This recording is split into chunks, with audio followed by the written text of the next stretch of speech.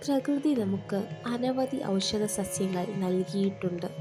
അവയിൽ ചെറുതെങ്കിലും അത്യന്തം ശക്തമായ സസ്യമാണ് മുക്കുറ്റി.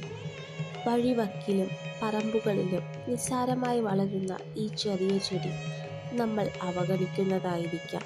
പക്ഷേ അതിൻ്റെ ഉള്ളിൽ ഒളിഞ്ഞിരിക്കുന്നത് അത്ഭുതകരമായ ഔഷധ ശക്തിയാണ്.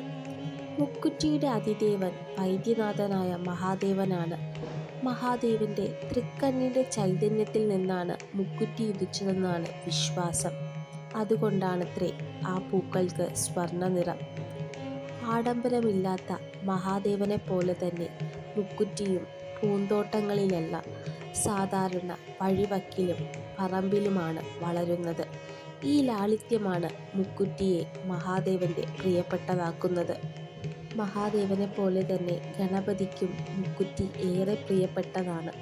മുക്കുറ്റി സമർപ്പിച്ച് പ്രാർത്ഥിക്കുന്ന കാര്യങ്ങളെല്ലാം ഗണപതി നടത്തിത്തരുമെന്നാണ് വിശ്വാസം.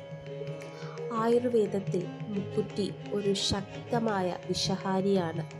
ജ്വരം, മുറിവ്, വീക്കം, ദഹന പ്രശ്നങ്ങൾ തുടങ്ങിയവയ്ക്ക് പഴയ കാലത്ത് പ്രകൃതിദത്തമായ മരുന്നായി മുക്കുറ്റിയാണ് ഉപയോഗിച്ചിരുന്നത്. ഡോക്ടർമാർ ഇല്ലാത്ത കാലത്തും ഇത്തരത്തിലുള്ള സസ്യങ്ങളാണ് നമ്മുടെ പൂർവികരെ സംരക്ഷിച്ചത്. ചെറിയ ചെടിയാണെന്ന് കരുതി ഒരിക്കലും അവഗണിക്കരുത്. പ്രകൃതിയിലെ ഓരോ സസ്യവും ഒരനുഗ്രഹമാണ്.